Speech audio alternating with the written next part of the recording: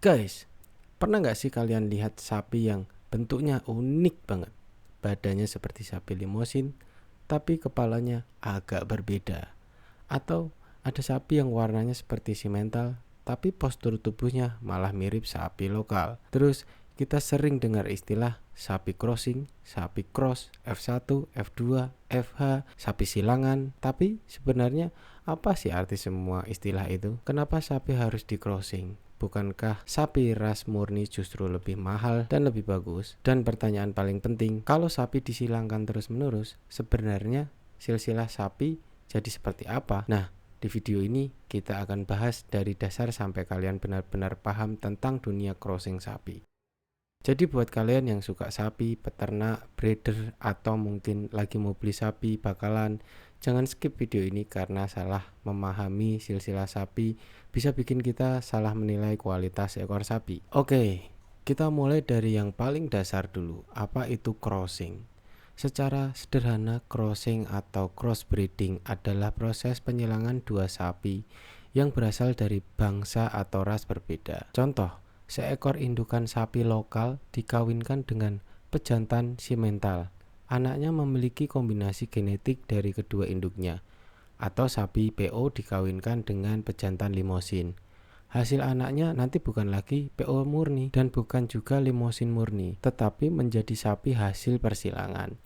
Nah, tujuan persilangan ini bukan sekedar supaya sapi terlihat keren atau warnanya unik. Ada tujuan yang jauh lebih penting, yaitu menggabungkan keunggulan dari dua bangsa sapi yang berbeda. Pertanyaannya sekarang, kenapa nggak pelihara sapi murni aja? Misalnya kalau mau sapi besar, ya langsung saja pelihara limosin murni. Masalahnya, dalam dunia peternak, tidak sesederhana itu. Setiap jenis sapi punya kelebihan dan kekurangannya masing-masing.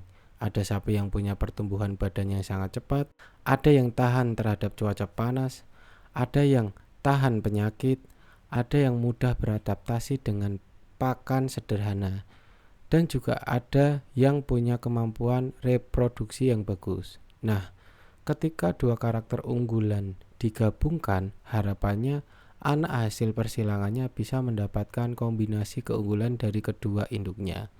Contohnya begini. Sapi lokal Indonesia umumnya sudah beradaptasi dengan lingkungan tropis. Mereka relatif cocok dengan cuaca panas dan kondisi lingkungan di Indonesia.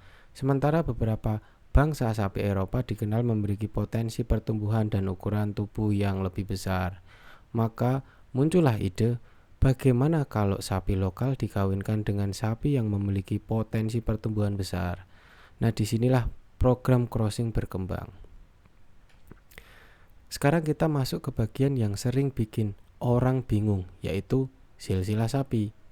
Silsilah sederhananya adalah garis keturunan seekor sapi. Kita bisa melihat siapa bapaknya, siapa induknya, kakeknya dari mana, neneknya dari bangsa apa, dan seterusnya. Misal ada sapi jantan limosin kemudian dikawinkan dengan sapi betina PO.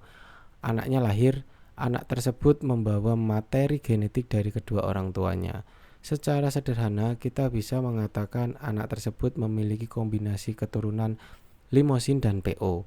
Nah, kalau kita ingin serius dalam breeding, pencatatan seperti ini sangat penting karena tanpa pencatatan silsilah, lama-kelamaan kita bisa kehilangan informasi. Kita tidak tahu lagi sapi ini sebenarnya keturunan apa, bapaknya siapa, induknya jenis apa, sudah berapa generasi hasil crossing. Padahal informasi tersebut sangat penting untuk menentukan strategi breeding berikutnya. Nah guys, sekarang kita bahas istilah yang sering banget kita dengar, F1 dan F2. F1 biasanya digunakan untuk menyebut generasi pertama hasil persilangan. Misalnya, pejantan A dari bangsa tertentu dikawinkan dengan indukan B dari bangsa yang berbeda. Anak pertama hasil persilangan tersebut disebut generasi pertama atau F1. Kemudian F1 tersebut dikawinkan lagi. Nah, hasil generasi berikutnya bisa disebut sebagai generasi lanjutan. Tergantung sistem perkawinannya. Di sini kita harus hati-hati karena tidak semua sapi yang disebut F2 atau generasi kedua memiliki komposisi keturunan yang sama. Semua tergantung siapa yang dikawinkan dengan siapa. Contohnya, F1 bisa dikawinkan kembali dengan sapi dari ras tertentu, atau F1 dikawinkan dengan sesama F1.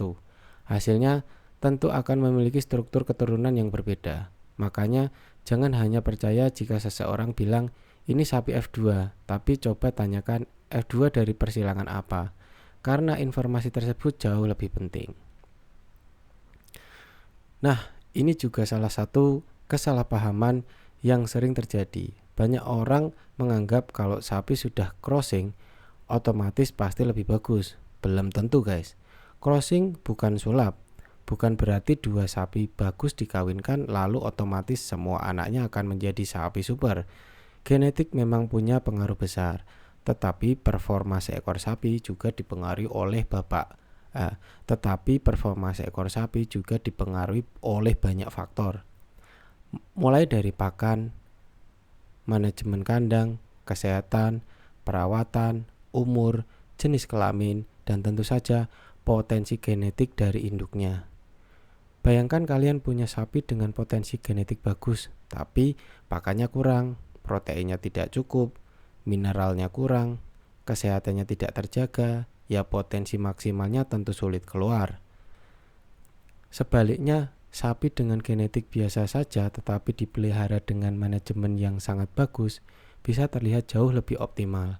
Jadi ingat, genetik itu potensi, manajemenlah adalah cara untuk mengeluarkan potensi tersebut. Nah, crossing juga tidak boleh dilakukan sembarangan. Kalau hanya asal kawin, asal pejantan besar, asal induknya bagus, asal berharap anaknya jumbo, itu justru menimbulkan masalah. Salah satunya adalah ketidaksesuaian antara pejantan dan indukan. Misalnya, kita menggunakan pejantan dengan potensi ukuran anak yang besar pula, indukannya yang terlalu kecil. Ini tentu harus dipertimbangkan dengan sangat hati-hati. Kemudian, masalah berikutnya adalah silsilah yang tidak tercatat. Kalau setiap generasi terus disilangkan tanpa pencatatan yang jelas, lama-kelamaan kita akan bingung. Sapi ini sebenarnya 50% apa, 75% apa, atau bahkan keturunannya sudah campuran dari beberapa bangsa sapi. Makanya peternak yang serius biasanya melakukan recording atau pencatatan, minimal mencatat nama atau identitas induk, identitas pejantan, tanggal perkawinan, tanggal kelahiran, jenis kelamin anak, dan perkembangan anak tersebut. Kedepan dunia breeding sapi akan semakin menarik karena peternak sekarang semakin sadar bahwa bukan hanya soal sapi besar, tapi juga soal efisiensi pakan, pertumbuhan, kesehatan, reproduksi, kemampuan adaptasi, dan tentu saja nilai ekonominya.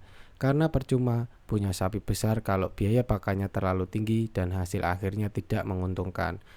Makanya tujuan breeding yang baik sebenarnya bukan sekedar menghasilkan sapi yang paling besar, tapi menghasilkan sapi yang produktif, sehat, sesuai lingkungan, dan menguntungkan bagi peternak. Jadi guys, kesimpulannya adalah sapi bisa di-crossing karena manusia ingin menggabungkan keunggulan dari berbagai bangsa sapi.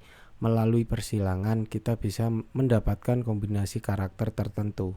Tapi ingat, crossing yang bagus bukan dilakukan. Tapi ingat, crossing yang bagus harus dilakukan dengan tujuan yang jelas. Bukan sekedar mengawinkan sapi besar dengan sapi besar.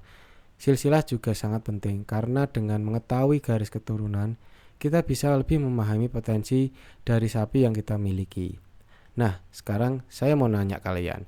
Menurut kalian sapi hasil crossing yang paling menarik itu persilangan apa? Simmental cross, Limousin cross, PO cross, atau mungkin kombinasi sapi lokal dengan sapi Eropa? Tulis pendapat kalian di kolom komentar. Jangan lupa like video ini, subscribe terus channel Nusantara Sapi, dan aktifkan tombol loncengnya karena channel ini kita akan bahas terus mengenai dunia sapi, breeding, sapi jumbo, sapi unik, sampai cerita menarik dari sapi di seluruh Indonesia. Salam pecinta sapi.